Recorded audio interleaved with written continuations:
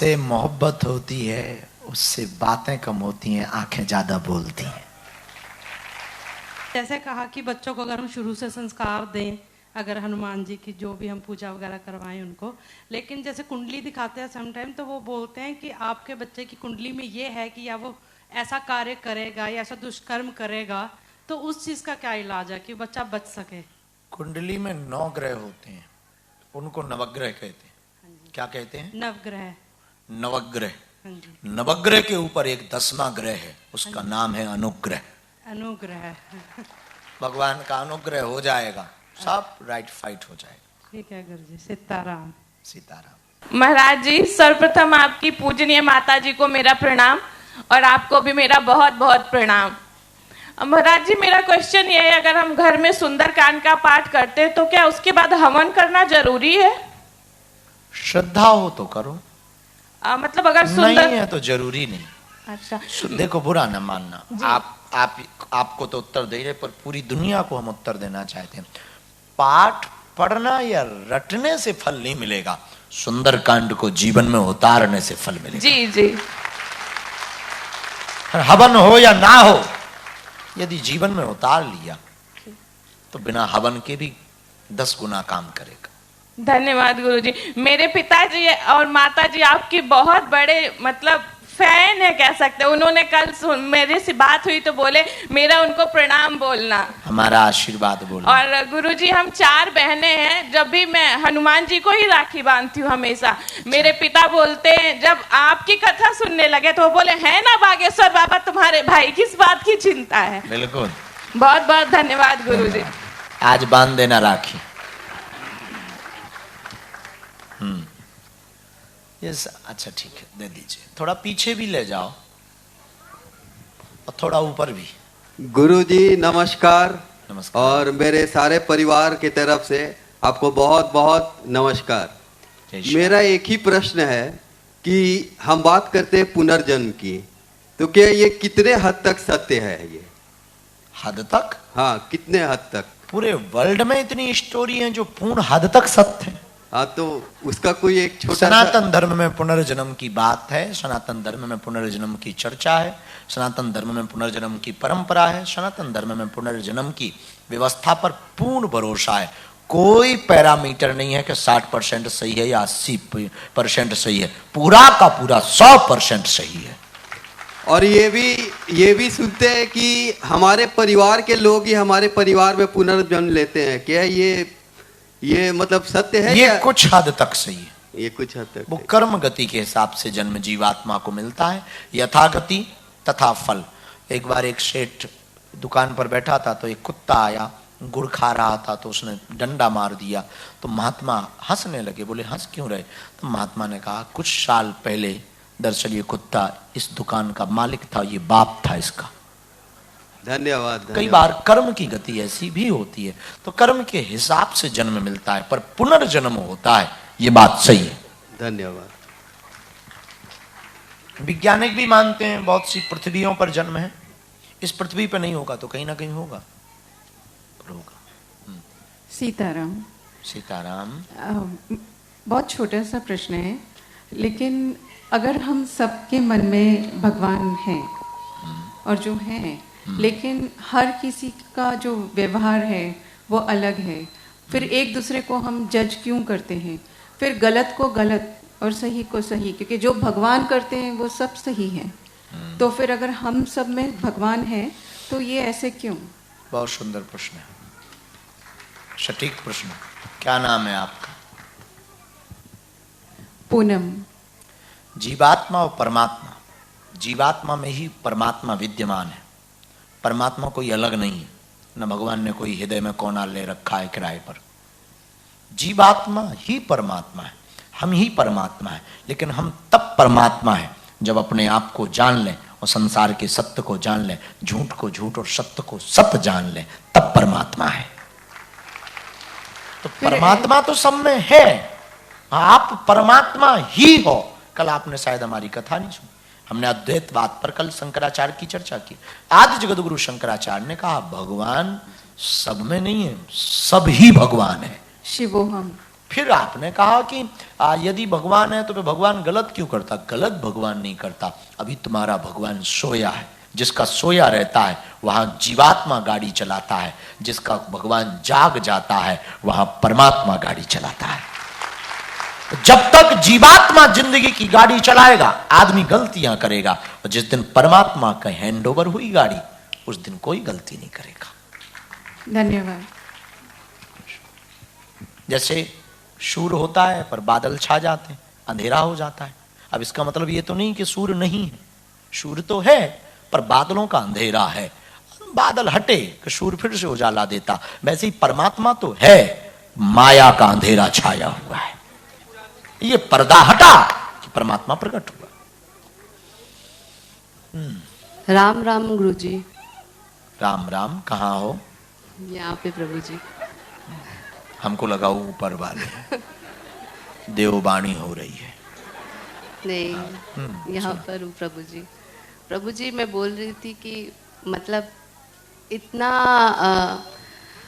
प्रभाव है आपके आने का या मस्कट में पहले से आने का कि मतलब 20 दिन पहले ही मतलब इनका एक्सीडेंट हो गया था बाइक से, तो हमने सोचा कि एक्सटेंड करते हैं थोड़ा स्टे और, क्योंकि मतलब पैर भी लगा था तो स्टैंड नहीं हो पा रहे थे। तो फिर हमने ऐसा सोचा कि एक्सटेंड करते थोड़ा। फिर ग्रुप पे आपका मैसेज देखा कि आप आ रहे हैं, और मतलब मेरी सास आपका सत्संग सुनने के लिए कहाँ पे भी आप दरबार लगाते हैं वहाँ वो ज़रूर जाती है, और बागेश्वर धाम भी वो गई हैं। इवन उन्होंने आपके नाम का जो नारियल और वो आप बोले हैं वो बांध के रखा है। इवन हमने उनका भी पासपोर्ट बना के रखा था। जब मैसेज आया तो हमने कहा कि आपका भी वीज़ा निकाल देते मम्मी, आप भी चलिए।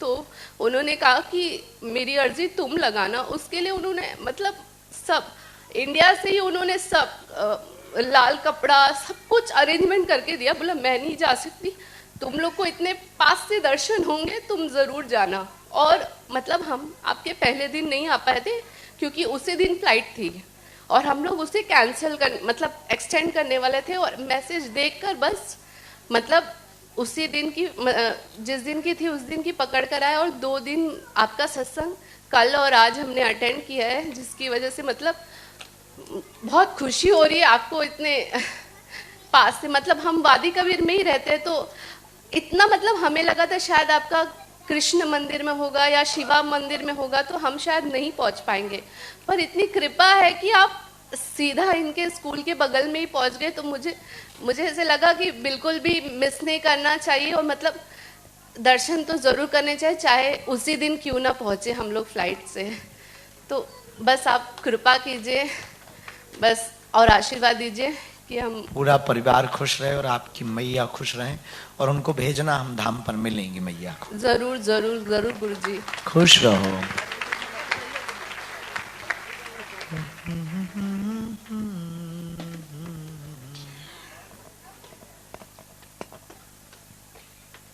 ऊपर लेके चढ़ जाओ। ऊपर में कोई है? ऊपर वालों हो, ऊपर वाले, हाँ उस बच्ची को दो वो जो पीछे हाथ हिला रही बहुत देर से। चलो पहले तुम बोलो फिर उस बच्ची को। खड़ी हो जा बेटा, हाथ मत हिला। हाँ बोलो। सीताराम महाराज जी। सीताराम। प्रणाम। मैं पूछना चाह रही थी, कल आपने बताया था कि अपनी जो मनोकामना है वो नारियल में लाल कपड़े में बांध के रखना है, और जब भी भारत जाओ तो धाम पे चढ़ाना है। पर अगर नहीं ले जा पाए, जैसे कभी अलाउ नहीं होता है, हनुमान मंदिर में रख देना या बहते जल में प्रवाहित कर देना। ठीक, धन्यवाद महाराज। वो बच्ची जो पीछे हाथ हिला रही थी बहुत देर से, कौन है बच्ची? सीताराम। सीताराम। क्या नाम है तुम्हारा? खुशी। कितनी खुशी? बोलो बोलो। कुछ नहीं बोलना था।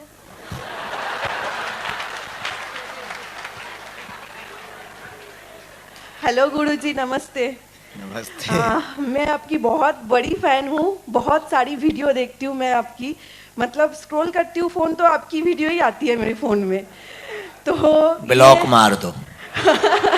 नहीं, वो तो नहीं कर सकती हूँ, वो तो भगवान के साथ आपका अलग ही कनेक्शन है, उसका ब्लॉक नहीं हो सकता है। गुरुजी, मैं कभी कभी बाहर निकलती हूँ तो उस वक्त पूजा नहीं हो पाता है, मतलब डेली बेसिस में, तो उसका अपराध क्या हम लोगों को लगता है? पूजा नहीं होगी तो अपराध तो ठीक है। एक बात हम कहना चाहेंगे, अपराध से थोड़ा ऊपर की बात कहना चाहेंगे। मन यदि पवित्र हो ना, विचार ठीक हो ना, सब में ईश्वर दृष्टि आ जाए ना, अंदर का सब सिस्टम सुधर जाए ना, बाहर का नहीं, अंतस का मन सुधर जाए ना, तो मंदिर की पूजा हो या ना हो, मन की पूजा मंदिर की पूजा से बड़ी। इससे मेरा मन बहुत हल्का हो गया। सॉरी, मेरा हिंदी उतना अच्छा नहीं है, मैं बंगाली हूँ। और एक प्रश्न पूछना है। बंगाल में की कोते ভালো আছেন আপনি? गुरुजी, मुझे और एक प्रश्न पूछना है। हम लोग 2 बहनें हैं, कोई भाई नहीं है। तो जब मेरा कन्यादान हुआ तो मैं बहुत रोई कि वो जो प्रोसेस होता है कि पापा ने मेरे हाथ में हाथ दिया, तो वो प्रोसेस मुझे बहुत ही, मतलब पूरा शादी के टाइम पर रोती रही कि ऐसा क्यों हो रहा है, ऐसा क्या प्रोसेस है। तो ये बोलते हैं कि माँ बाप के मरने के बाद भगवान, मतलब वो बेटे को ही पूरा वो कार्य करना पड़ता है, सब कुछ करना पड़ता है, तो बेटियां क्या कुछ भी नहीं कर सकती? ऐसा कुछ रिवाज है हम लोग के हिंदू के? नहीं कर सकती। हमने अभी ये प्रश्न का उत्तर आज शुरुआत में ही दिया, माँ ने किया था, तब हमने उत्तर दिया, बेटियां भी माँ बाप के संस्कार की परंपरा को पूर्ण कर सकती हैं, कोई दोष नहीं। Thank you. यदि ये प्राचीन परंपरा नहीं भी है तो हम इस बात के पक्ष में इसलिए नहीं है, बेटियां भी तो बेटों से कम हैं क्या? जी बिल्कुल बिल्कुल। मेरी मम्मी पापा ने बहुत ही, मतलब शादी करवाई तो दोनों दामाद जो मिला एकदम बेटे के बराबर मिला है। मतलब मैं अगर मम्मी पूछती हूँ तो वो लोग, मतलब मेरे जीजाजी और मेरे पति, वो ज़्यादा बोलते हैं कि मम्मी ये कर दो, वो कर दो। मतलब बहुत ही प्यारा फैमिली है हम लोगों का, साथ में बहुत बॉन्डिंग अच्छी है। पर वही लोगों के हिसाब से कि लड़की है, बेटी है, इसी हिसाब से तो क्या होगा उनका, बेटी है, जन्म दिया है, 2 बेटी हुई है। भला है, कोई दोष नहीं। और भाग्यशाली है तुम्हारे माता पिता जो दामाद बढ़िया मिले। हाँ जी, बहुत ही बढ़िया। प्रायः सासू माँ और ससुर को दामाद बहुत उल्टे मिलते हैं। धन्यवाद गुरुजी, धन्यवाद। जय हो, खुश हो। बहू और दामाद की बड़ी शिकायत है, 2 शिकायतें तो हम सुन के पके।